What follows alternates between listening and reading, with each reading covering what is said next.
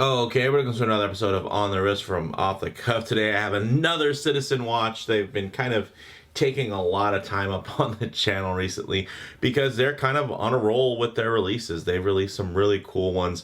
This is one that I found to be pretty sweet. You guys can get these from Japan online store. Definitely reach out to Kenta. You can get these for under 400 bucks, which is pretty cool. The list price is around kind of the upper 500s. And the thing that I like about this watch is that it's pretty much directly comparable to something a little bit more mainstream, like let's say the Seiko Turtle or Mini Turtle, or your Orient, Mako 2s, and from that whole range of watches. Of course, the Orient line is going to be a lot cheaper. You can probably get yourself what's that? The Kamasu for a decent amount less.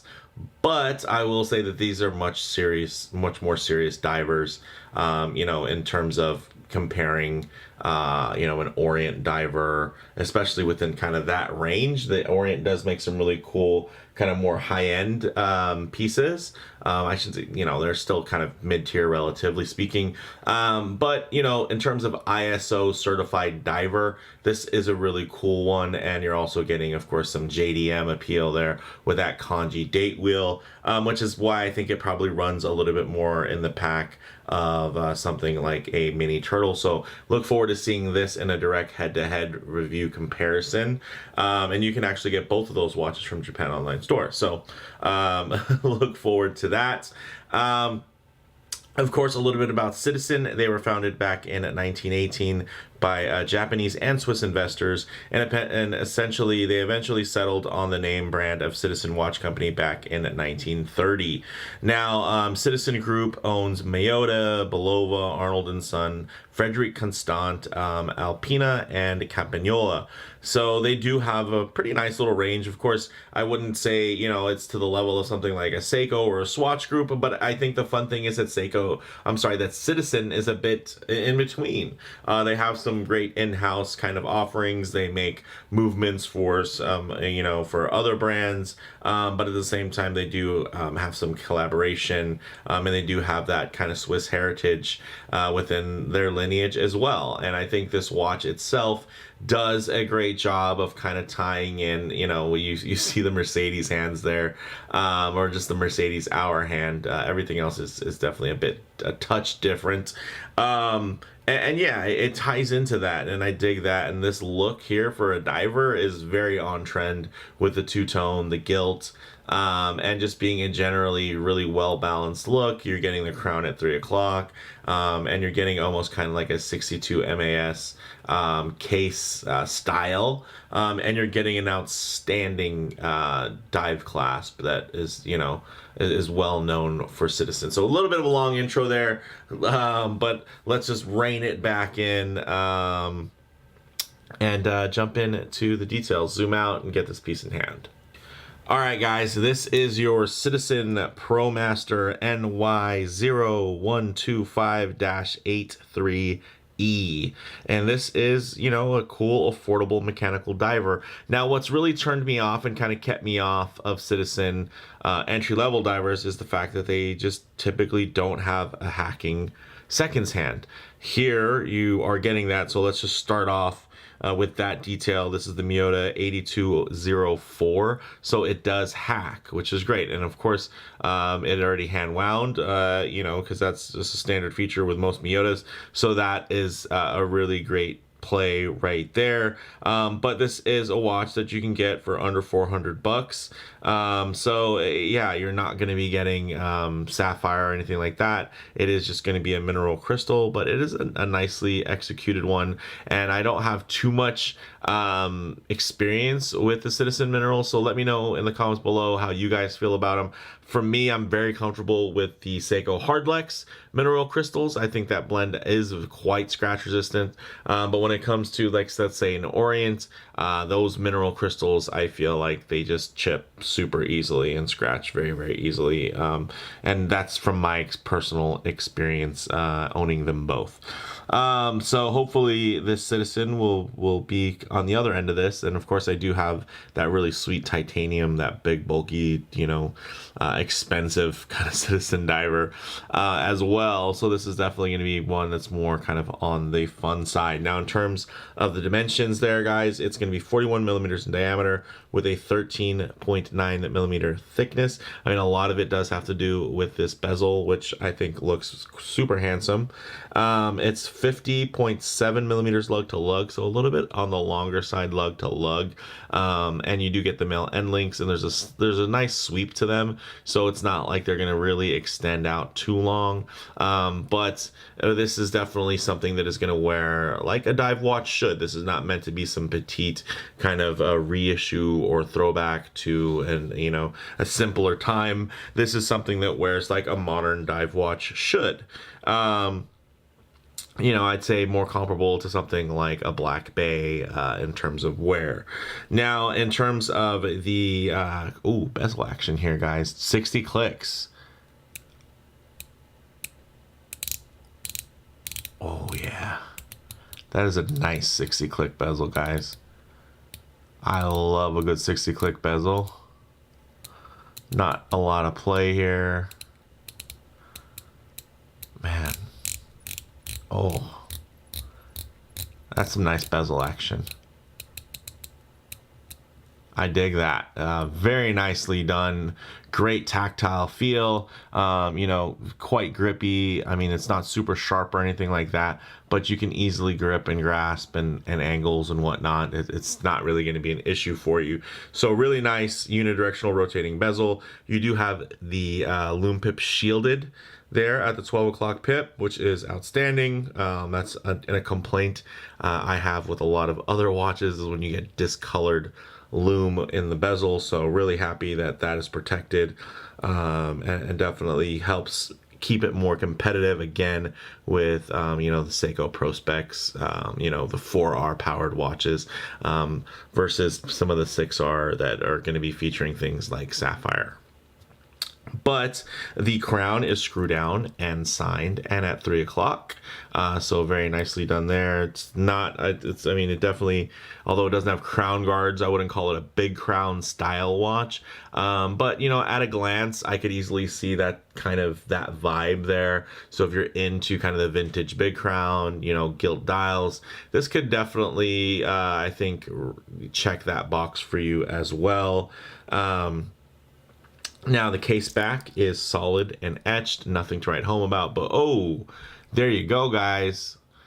This is where Citizen just blows everybody away. Look at that. Ratcheting clasp.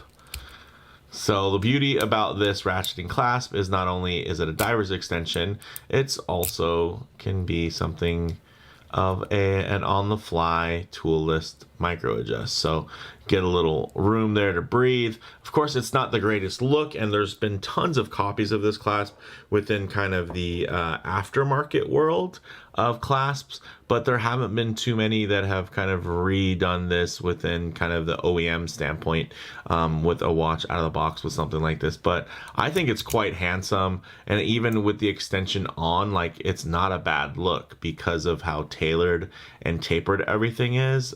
So I mean, this right here, come on, that's outstanding. I love that. I love it on my much more expensive Citizen mechanical diver, and I'm just freaking thrilled to have it on this one that comes in much cheaper.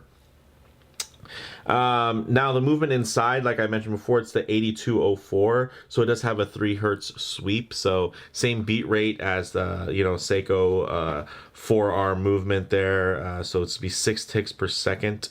And then in terms of accuracy, it's -20 plus 40 seconds a day range with a 40-hour power reserve, and then of course it is hacking and hand windable. Now that dial, ooh, look at the dial, super glossy black with gilt accents, very deep, lovely. It really plays off of that mineral crystal there, in terms of it being flat but having a slight contour on there. So really just more so at the edges, as you can see, which does add a touch of distortion and some kind of visual play there. As you roll it at angle, you can see that soft kind of curvature, which I think is really pretty, and it makes it almost seem like it has like a almost like a box dome effect without actually having that thing sticking out. So it's of course, since it is not a sapphire, the nice thing is the crystal is quite inset, so it does help it one thin down everything. You know, you could imagine if it had this big top hat box dome sapphire or something like that, this watch would be even thicker.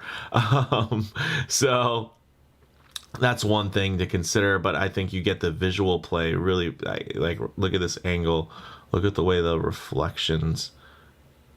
Ooh, look at that. That is Instagram worthy for sure. So yeah, very nice. Of course, you're getting the applied indices that are all polished. You're getting the day date, and then you're getting, of course, white font over a black disc, and then you're getting the kanji day wheel, which is fantastic, and you know, again, adds to the JDM appeal. Polished hands are loomed, and you're also getting that proprietary Citizen loom, and this particular one glows green. A lot of Citizen loomed watches are kind of known for their blue hue. This is the green, and it does really quite well. So very nice from that standpoint. You're getting 20 millimeter lugs, solid links and end links. It's a pin and collar system. It does taper from pretty much 20 millimeters down to 17.8, and then you get kind of this 3-link style. It's not a true 3-link. But you know, they do their damnedest to make it look like 3 links, so I can appreciate that. And again, this isn't some super expensive watch, but yeah, the nice thing is you get 20 millimeter lug width there, so you could swap this out. I am a big bracelet guy, but because of this kind of black and gilt setup, this thing is going to look gorgeous on, you know, a bunch of different straps. But let's see how it wears on the wrist. Alright guys, as you can see on my 7¼ inch wrist, this thing wears really well. In terms of that wear profile, again, I would liken it to something like your Orient, Komatsu, Mako, or Ray line. From that perspective, very traditional, quite nice, but the nice thing here is you're getting a 20 millimeter lug width, so versus the 22 that you would get from an Orient. And you're still getting a very, very handsome setup. The dial, honestly, is for me at a glance quite reminiscent of, let's say, something like a Komatsu. But again, this is an ISO certified diver, just a little bit more serious, takes itself a little bit more serious. And I think rightfully so. Look at that. Lays really nicely on the wrist. You know, it's not super thin by any means, but at the same time, I think it's quite proportional. The clasp is outstanding and really kind of untouchable in this price point in terms of kind of your in-house Japanese divers. And you put something like this against the Swiss competition, and I think it's still quite competitive, although typically a Swiss watch is going to give you a sapphire crystal. They typically won't have an in-house movement, which you do get here. So really nice. You can see, of course, if I get it really up close, the lens distortion is going to make it seem much bigger, but then you get a little bit more arm in there, a little bit of a better perspective, and you can see that this watch wears really just, you know, really nice. Not oversized, but again, definitely not some dainty kind of vintage reissue. This is more akin to just a modern watch with more of a vintage color palette, if you will. So with that said, let's go ahead, get this off the wrist and set up for some low light transition and lume shots. All right, we'll go ahead and hit the lights here. As you can see, really outstanding lume. I'd say really quite comparable to Seiko's Lume Bright in terms of that initial brightness. I mean, to me, it even gives me a bit of a kind of C3 kind of vibe, because in the daylight, it does seem to render with a bit more of a tint to it, which I'm normally not super crazy about, but I will say in this case, it doesn't really bother me with the particular color palette. Maybe on a bluer watch, I wouldn't be too thrilled with having kind of that green day tint. But one of the things we like to do is actually get in some low light transition, because you're not always going to be out in the middle of a field enjoying direct sunlight. A lot of times you're going to be in less than optimal lighting, maybe coming in and out of buildings, walking underneath overhangs, the shade of a tree, or just spending time in your favorite automobile. So it's nice to kind of see how the textures, how the colors render, as well as how the finishing on the watch plays with and kind of navigates the light as it glides over the brushing. You can see how uniform it is, how, in terms of quality, it does give you a little bit more of a peek in. And then I even will get into some very high contrast, unflattering lighting here to hopefully expose any type of defects or anything like that. But I think in this case you can see still quite well finished, very inky black dial. And one of the things that makes it stand out as dark and deep black as it is that the the date discs are very matte and can appear lighter in comparison. But guys, closing thoughts here on the wrist, it wears really well. Again, you're getting kind of a that 62 Max or 63 Moss or whatever everybody wants to call it. You're getting a similar case profile there for a lot less, from a brand that is, a great Japanese brand, let's face it. And this is a JDM piece. And it also, screams JDM. It doesn't just whisper it. It doesn't imply it. This is a proudly Japanese watch, which I think is very cool. And then again, you can tie in a bit of that lineage because this does have some Swiss ties, whether it be Swiss brands that are kind of owned by the Citizen Group, as well as there's even there was Swiss investors that helped start the brand.